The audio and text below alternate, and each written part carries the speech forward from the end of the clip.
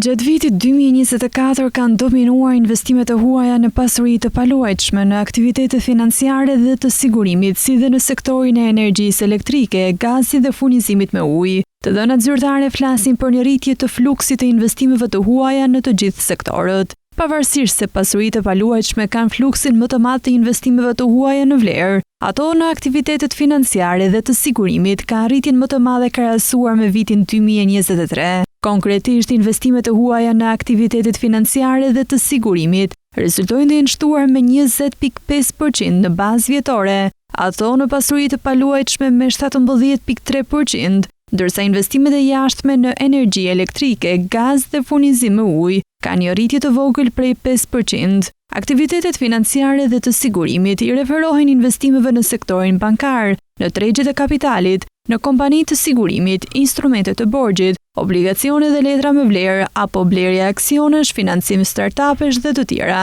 Ndër të tjera, aktivitetet financiare dhe të sigurimit janë gjithashtu sektori me pagat më të larta. Shifrat nga Instat tregojnë se gjatë muajorit të 4 2024, aktivitetet ekonomike që ofrojnë pagë mesatare mujore bruto më të lartë se paga mesatare në nivel kombëtar janë aktivitetet financiare dhe të sigurimit dhe më pas informacioni dhe komunikacioni. Nga ana tjetër, sektorët që përthithin më pak investime të huaja janë akomodimi dhe shërbimi ushqimor, transporti dhe magazinimi, shëndeti dhe aktivitetet të punës sociale si dhe arte, argëtim dhe çlodhje. Ndërkohë, sektorët me zero investime të huaja vijojnë të mbeten bujqësia, pyjet, peshkimi, arsimimi dhe aktivitetet të tjera shërbimi.